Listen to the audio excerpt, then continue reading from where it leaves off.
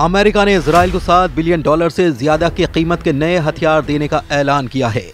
President Trump ने Israel को 3000 Hellfire मिसाइलें जल्द से जल्द भेजने का आदेश दिया है।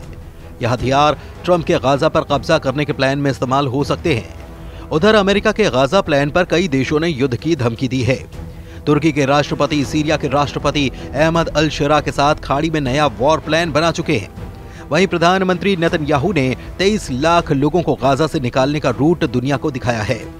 ट्रंप के फैसले शॉकिंग होते हैं, दुश्मनों से 100 कदम आगे के होते हैं। जब सब कुछ सही लगने लगता है तब सुपर पावर असली रंग में आता है। खाड़ी के शांत पड़े खंडहर और बियाबान को बारूद से पाटने का नया दौर शुरू हो चुका है। इस बार इजराइल के कितने भी दुश्मन सामने हों फर्क नहीं पड़ेगा। राष्ट्रपति ने साफ कर दिया है कि गाजा के पुनर्निर्माण के लिए लोगों को बाहर निकालने की जरूरत है, क्योंकि गाजा विध्वंस की जमीन है। ये किसी भी इंसान के रहने लायक नहीं है। सुपर पावर अमेरिका इजराइल को अब तक का सबसे बड़े विनाशकारी हथियारों की सप्लाई करने जा रहा है। नेतन्याहू को ट्रंप की तरफ से $7.4 बिलियन कीमती विनाशकारी गोला बारूद की खेप मिलनी फाइनल हो चुकी है। इजराइल को अमेरिका $6.75 बिलियन की गोला बारूद से अजेय बनाने जा रहा है, जिसमें 166 छोटे बम, हजारों गाइडेड किट, 3000 हेलफायर मिसाइलें भी शामिल हैं। बताया गया है कि इजराइल को मिसाइलों की डिलीवरी जल्द से जल्द मिलेगी। गाजा युद्ध, लेबनान युद्ध, यमन फ्रंट और सीरिया में जब थोड़ी सी शांति आई है, तब अमेरिका इजराइल को इतने हथियारों से लैस क्यों करने जा रहा है? क्या ट्रंप के दिमाग में इजराइल के लिए कुछ विस्फोटक रणनीति तैयार है? आखिर इजराइल अब भी हमास के सफाई की जिद पर क्यों अड़ा है?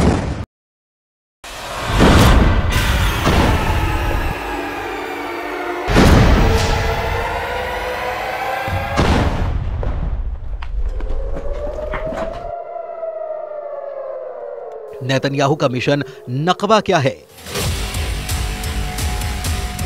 हमास का ये तमाशा फिर से युद्ध भड़काने लगा है। इजराइल के बंधकों के रिहाई को ग्रैंड शो की तरह पेश कर रहे हमास लड़ाकों को इजराइल से जड़ समेत उखाड़ फेंकने का मिशन ऑन कर चुका है। इजराइल की सेना हमास और सभी फिलिस्तीनियों को गाजा से मार भगाने का रोड मैप बना चुकी है। हमास के खात्मे तक इजराइल युद्ध खत्म नहीं करने वाला। जिन्हें शक है वो पीएम नेतन्याहू की नई धमकी को सुन सकते हैं। प्रेसिडेंट ट्रंप और नेतन्याहू ने क्लीन गाजा प्लान पर मुहर लगा दी है। इंतजार इस बात का हो रहा है कि कौन कौन सा देश ट्रंप के ऑपरेशन गाजा पर विरोध में युद्ध शुरू कर सकता है। फिलहाल जिन देशों ने ट्रंप और नेतन्याहू को वार्निंग दी है, उनके नाम भी जान लीजिए। इजराइल को युद्ध में बराबर की टक्कर देने की ताकत रखने वाले तुर्की के राष्ट्रपति एर्दोआन ट्रंप के गाजा प्लान के सबसे बड़े विरोधी बन रहे हैं। एर्दोआन की तरह अमेरिका का दोस्त माना जाने वाला सऊदी अरब भी गाजा को खाली न करने के पक्ष में हुंकार भर चुका है।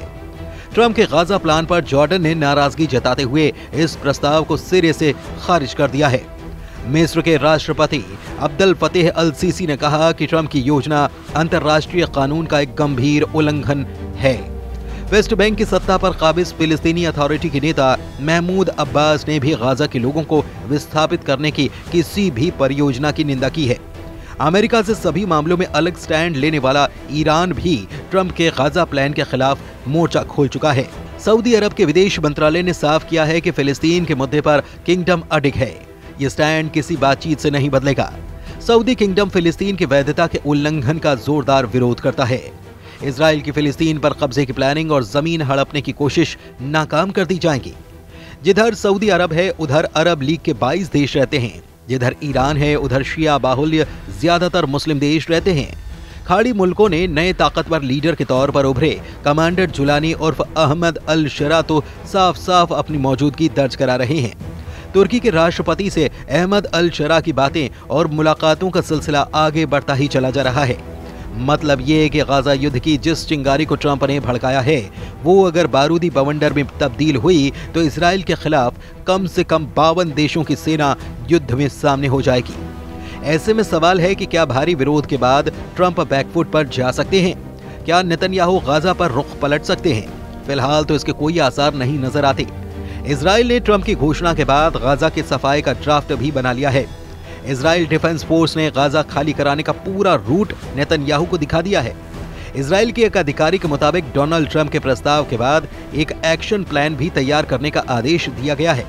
और इसके तहत गाजा में रहने वाले लोगों को बाहर निकालने और किसी दूसरी जगह पर भेजने के लिए एक प्लान बनाया जा रहा है। इस दौरान गाजा का पुनर्निर्माण किया जाएगा। हालांकि इजरायली अधिकारी ने फिलहाल ये साफ नहीं किया कि अगर गाजा से लोगों को बाहर निकाला जाता है तो फिर उन्हें कहां भेजा जाएगा, लेकिन जो बातें पता चली हैं उससे कुछ रूट की जानकारी के संकेत मिल रहे हैं।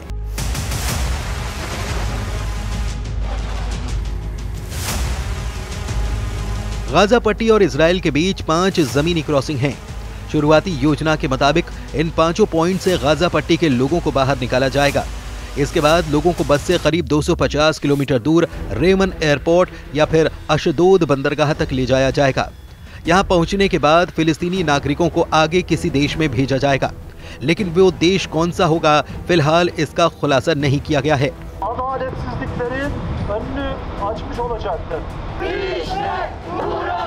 प्रेसिडेंट ट्रंप ने जिन देशों के नाम बताए थे उन्होंने इस पूरे प्लान को गाजा के लिए खौफनाक बता दिया है, यानी कि मिस्र और जॉर्डन गाजा के एक भी आदमी को अपनी जगह नहीं देने वाले। अरब मीडिया में जॉर्डन के विदेश मंत्री की धमकी की जानकारी दी गई है, जिसमें उन्होंने कहा कि अगर जॉर्डन में फिलिस्तीनियों को जबरन विस्थापित करने की कोशिश की गई तो जॉर्डन पूरी ताकत से सामना करेगा। ये जॉर्डन के लिए युद्ध की घोषणा है और हम इसका जवाब देंगे। मतलब जॉर्डन इजराइल से जंग के लिए तैयार है। उधर तुर्की में ट्रंप के गाजा प्लान पर युद्ध का माहौल बनाया जा रहा है। वहीं इस्तांबुल से आई इन तस्वीरों ने नेतन्याहू की टेंशन बढ़ा दी है, जहां बर्फबारी के बीच अमेरिका के दूतावास के बाहर ट्रंप का जमकर विरोध किया गया। एर्दोआन के कट्टर समर्थकों के हुजूम ने पुलिस बैरिकेड्स के सामने खड़े होकर फिलिस्तीनियों के समर्थन में नारेबाजी की। प्रदर्शनकारियों ने ट्रंप और नेतन्याहू के पोस्टर के साथ गाजा पट्टी के हक में आवाज बुलंद की। इससे पहले एर्दोआन और अहमद अल शरा की मीटिंग में भी ट्रंप के गाजा प्लान को लेकर चर्चा हो चुकी है। अल शरा से मीटिंग के बाद एर्दोआन ने अपने खुशी का इजहार हर मसले पर एक दूसरे के साथ होने के ऐलान के साथ किया। यानी अगर ट्रंप और नेतन्याहू ने फुल प्रूफ तैयारी कर रखी है तो तुर्की और गाजा के हक में आवाज उठा रहे देश भी युद्ध से पीछे नहीं हटने वाले। ऐसे में गाजा का क्या होगा? 23 लाख लोगों का क्या होगा? क्या गाजा फिर से 1948 का नकबा झेलने जा रहा है?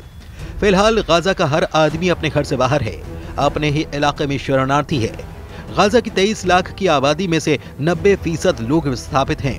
कौन किस हाल में रह रहा है ये तस्वीरें बखूबी बयां कर रही हैं। खान यूनिस के इलाके में हजारों लोग अस्थायी टेंट में रहने के लिए मजबूर हैं। तेज हवाएं और बारिश इन तंबुओं को उखाड़ती हैं, नुकसान पहुंचाती हैं, लेकिन लोग फिर जैसे तैसे मरम्मत करके उन्हीं में रहने के लिए मजबूर हैं। कई बार लोग रात भर नहीं सो पाते। युद्ध विराम के बाद भी बमबारी यहाँ बंद नहीं हुई। भूखमरी और मौसम की मार ने गाजा को मृत्यु लोक में तब्दील कर दिया है। फिर भी लोग अपनी जमीन से बेदखल होने के लिए तैयार नहीं हैं। 77 बरस पहले जैसी तबाही गाजा ने झेली, सब कुछ वैसा ही फिर से होने का खौफ यहाँ पर पसरा हुआ है। अमेरिका का गाजा में बढ़ता दखल कई खाड़ी मुल्कों की तबाही का सबब भी बन सकता है। इजराइल के लिए हर लिहाज से अब माहौल मन मुताबिक है। ट्रंप से व्हाइट हाउस में मीटिंग के बाद नेतन्याहू पूरी तरह कॉन्फिडेंस में लौट आए हैं। अमेरिका से लौटने के बाद नेतन्याहू ट्रंप के प्लान पर जल्द से जल्द अमल करना चाहते हैं। अब जब उन्हें 10 साल तक युद्ध लड़ने के हथियार मिल रहे हैं तो नेतन्याहू किसी के आगे आखिर झुके भी क्यों? लेकिन तुर्की इस पूरे समीकरण को बिगाड़ने का मादा रखता है। एर्दोआन आर्मी के पास दुनिया के सबसे घातक फाइटर ड्रोन हैं, रूस से मिले एयर डिफेंस सिस्टम हैं और तो और अमेरिका के दिए 100 एटम बम भी तुर्की के पास हैं। तुर्की के पास खाड़ी मुल्कों का नया जंगबाज कमांडर जुलानी भी है। तुर्की ने इजराइल के खिलाफ युद्ध शुरू किया तो फिर अमेरिका को भी खाड़ी में सेना उतारनी पड़ जाएगी और फिर ऐसा बारूदी घमासान होगा जिसका खात्मा परमाणु धमाके के बाद ही मुमकिन हो सकता है।